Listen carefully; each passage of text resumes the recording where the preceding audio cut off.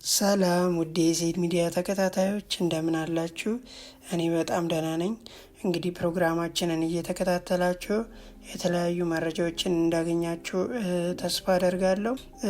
ዛሬ ላይ የመጣሁት እንግዲህ ባለፈው ስለ ሬሚዲያሎች ኢንፎርሜሽን ሰጥቻችሁ ነበረ፣ የፈተናውን ጊዜ በሚመለከት ማለት ነው።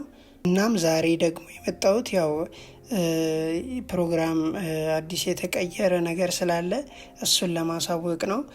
ስለዚህ ያው እስከ መጨረሻው ድረስ በትህትና እንድትከታተሉኝ እጠይቃለሁ ማለት ነው።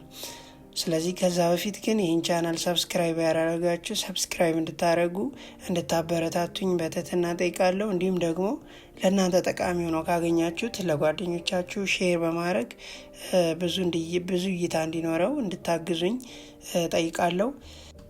እንግዲህ በባለፈው ቪዲዮ ላይ እንደሰራሁላችሁ የሬሚዲያል ፕሮግራም ቀን ተቆርጧል ብዬ ያው እንግዲህ ለእናንተ መንገሬ የሚታወስ ነው።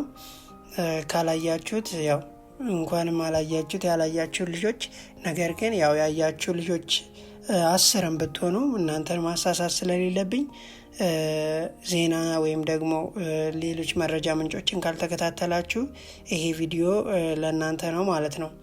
እንግዲህ በባለፈው ያው ከሙስሊሞች በዓል ጋር ተያይዞ የሬሚዲያል ፈተና የሚሰጥበት ቀን ወደ ሰኔ 5 ምናምን ሊገፋ ይችላል። ከዛ አያልፍም። ምክንያቱም አንደኛ የ2016 ማትሪክ ተፈታኞች አሉ።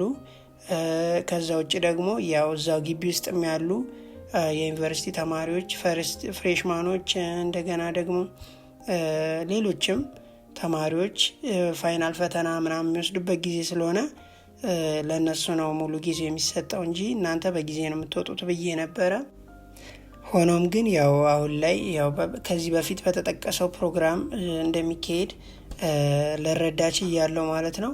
ስለዚህ ያው ፈተናው አልተራዘመም፣ እዛው ግንቦት 25 የሚካሄድ ይሆናል። ኦልሞስት 10 ቀን እንኳን አይሆንም የሚቀረው ማለት ነው። ስለዚህ ስለ ፈተናው ቀን ይህን ካልኳችሁ እንግዲህ በፈተና ወቅት ደግሞ ማድረግ ያለባችሁን ነገር እስኪ ትንሽ ልንገራችሁ።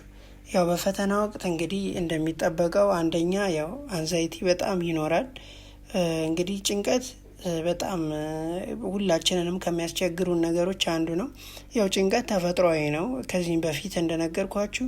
ነገር ግን ያው ሎዱ በጣም በእኛ ላይ ሲጨምር ወይም ደግሞ ኤክሰስ የሆነ ጭንቀት በጣም እኛ ከአቅማችን በታች ፐርፎርም እንድናደርግ ያደርገናል እና ይህንን ጭንቀት ያው በተቻለ መጠን የተለያዩ ቴክኒኮችን በመጠቀም ለመቀነስ መሞከር። ያው እንግዲህ ፈተና ላይ ሆኖ አትጨነቅ እንደዚህ ትሆናለህ ምናምን ብል ያው የማይሆን ነገር ነው። መሬት ላይ ያለውን ነገር መካድ ስለሚሆን ያው ጭንቀት ሊመጣ ይችላል እና ስትጨናነቁ ግን ማድረግ ያለባችሁ ከዚህም በፊት እንደነገርኩት የራሳችሁን ቴክኒክ መጠቀም ማለት ከጭንቀት ልትወጡበት የምችሏቸውን ነገሮች ማድረግ። ለምሳሌ ኦልሬዲ አሁን 10 ቀን ምናምን የቀረው ብያቸዋለሁ እና በዚች 10 ቀን ውስጥ ሙሉ አጥንቶ ከቨር ማድረግ አይቻልም።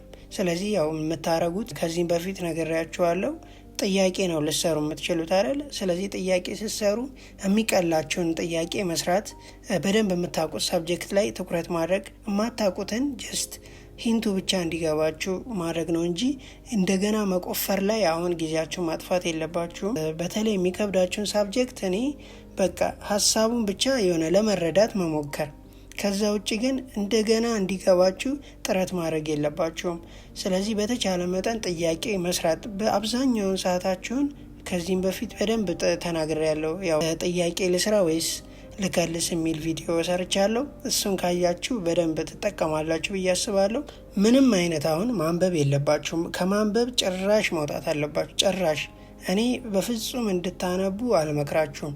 እና አንብባችሁ ደግሞ የምትጠቀሙ ካላችሁ እንግዲህ ያው የራሳችሁ ያጠናን ስኪል ነው፣ ምንም ላረግ አልችልም። ግን እኔ አብዛኛውም ተማሪ እኔም በደንብ የተጠቀመበት እና የተጠቀምኩበት ነገር ቢኖር በፈተና በተለይ ፈተና በቀረበ ቁጥር ጥያቄ መስራት በጣም ቤስት ነው። አንደኛ ኮንፊደንስ ይሰጣል፣ ሁለተኛ ደግሞ በጣም ስትረስ ይቀንሳል። ማንበብ ማለት ድጋሚ እንደምትረሱት ያው እርግጠኛ መሆን አለባችሁ እንደምትረሱት ማለት ነው። ስለዚህ ከዛ አንጻር በደንብ ይህንን ነገር ልታሰምሩበት ይገባል። ጭንቀትም እንደነገርኳችሁ ነው። ጭንቀታችሁን በደንብ ማኔጅ ማድረግ አለባችሁ። መጨነቅ ግዴታ ትጨነቃላችሁ።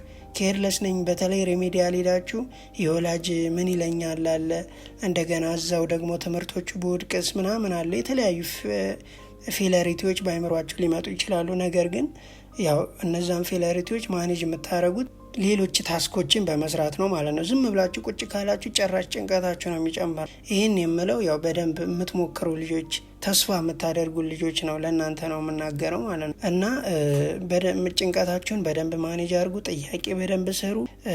ከዛ ውጭ ደግሞ ፈተናው ያው እኔ ይከብዳል፣ እንደ ማትሪክ ይሆናል ብዬ አላስብም። ከማትሪክ የወረደ ነው የሚሆነው። ምክንያቱም እኔ ከዚህ በፊት ብዙ የተፈተኑ ጓደኞች አሉኝ። እነሱ ራሱ አብዛኞቹ ዝም ብለው የሚያለምጡ ልጆች ራሱ አልፈዋል። ምንም በቃ በእርግጥ ያው እነሱ ከዚህ በፊት 30% ይያዝላቸው ነበር። ያ በዚህ አመት ቀርቷል።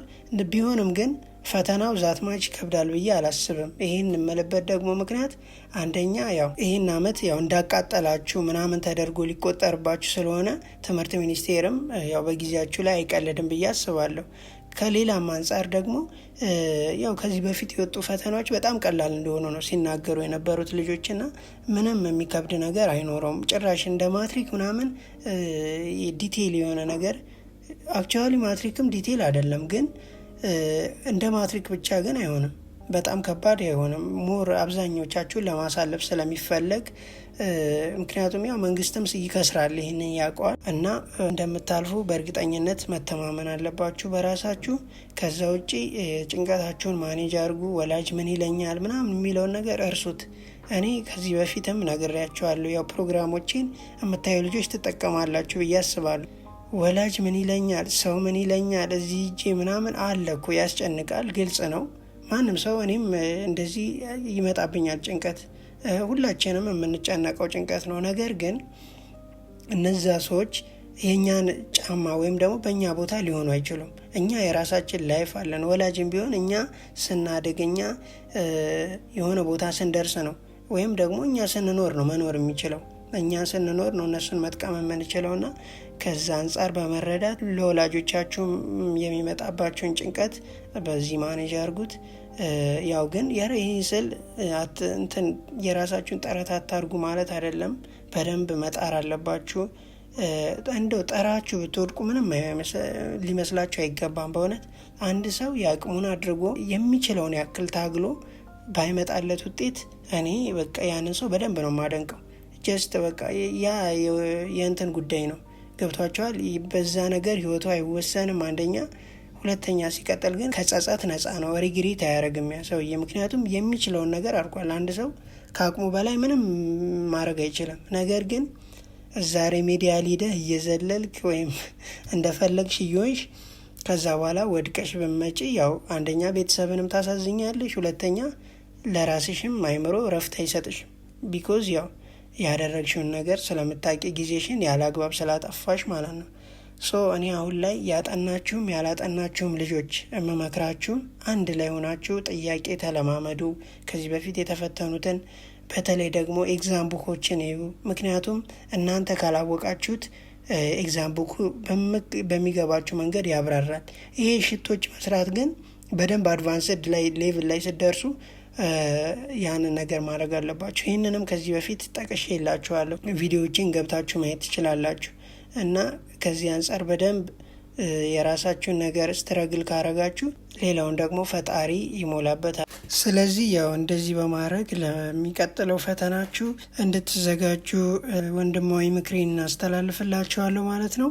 ከዛ ውጭ ግን ያው እኔን በቴሌግራም ምናምን ማናገር የምፈልጉ ልጆች ካላችሁ እንደዚህ በተለይ ያው አንዳንድ ጊዜ ያው ታውቃላችሁ አይደለ፣ ቤተሰብም ምንም ነገር ያው የሚረሳን ጊዜ አለና ከዚህ አንጻር ያው እንደ ወንድ መነግራችሁ አዲስ መረጃ ምናምን የምትፈልጉ አይነት ከሆነ የማውቀው ማለት ነው እኔን ማናገር ትችላላችሁ። ቴሌግራም ላይ ሊንኬን ወይም ዲስክሪፕሽን ላይ ያስቀምጥላችኋለሁ፣ በዛ ማናገር ትችላላችሁ።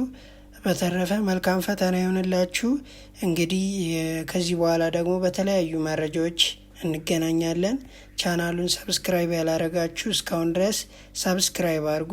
ሰብስክራይብ በማድረግ እንድታበረታቱኝ እንዲሁም ደግሞ ከጠቀመ ለጓደኞቻችሁም ሼር እያደረጋችሁ እንድታበረታቱኝ በትህትና ጠይቃለሁ። መልካም ጊዜ። ቴንኪዩ